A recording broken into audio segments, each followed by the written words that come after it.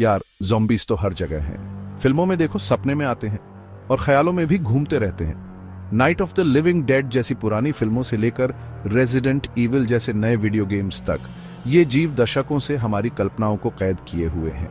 लेकिन इन मुर्दों में ऐसा क्या है जो हमें इतना आकर्षित और भयभीत करता है?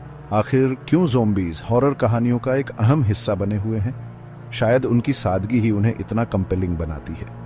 ज़ॉम्बीज असल में शुद्ध वृत्ति के प्राणी हैं जो मानवीय मांस के लिए एक अतृप्त भूख से प्रेरित होते हैं। वो तर्क नहीं करते, बातचीत नहीं करते और पछतावा भी नहीं करते।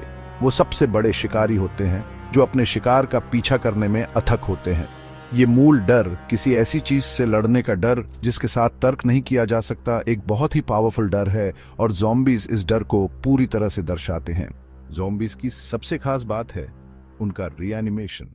ये जीवित प्राणी नहीं हैं, बल्कि लाशें हैं जिन्हें जीवन के एक भयानक रूप में वापस लाया जाता है।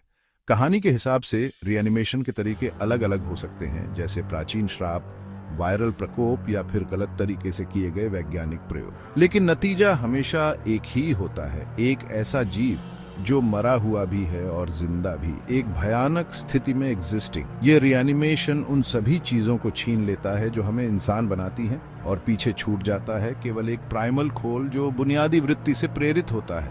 ज़ॉम्बीज को अक्सर माइंडलेस दिखाया जाता है, अपने पहले वाले व्यक्तित्व के बिना। वे एक ही चीज से ड्रिवन होते हैं, एक ऐसी भूख जो बाकी सभी चीजों से बड़ी होती है, खाने की एक ऐसी जरूरत जो बाकी सभी आवेगों पर हावी हो जाती है।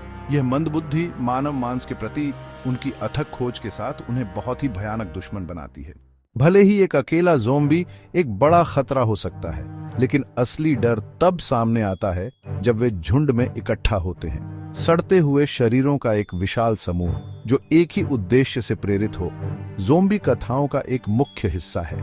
ये होर्ड्स केवल व्यक्तियों का संग्रह नहीं, बल्कि प्रकृति की एक ऐसी शक्ति है जो सबसे तैयार लोगों को भी मात देने में सक्षम है।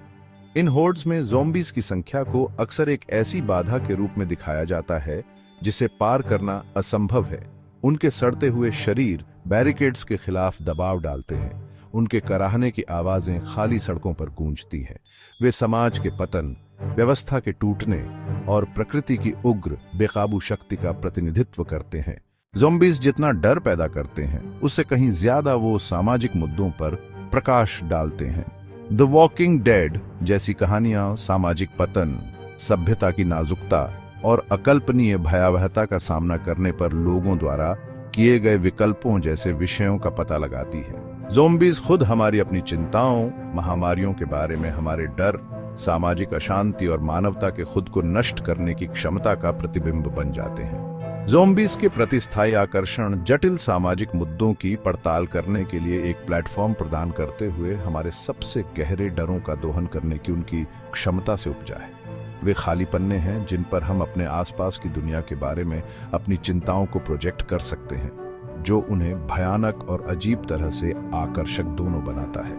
जब तक ये चिंताएं बनी रहेंगी, तब तक ज़ॉम्बी की डरावनी और कराहती हुई आकृति हमारे सामूहिक बुरे सपने में बनी रहेगी।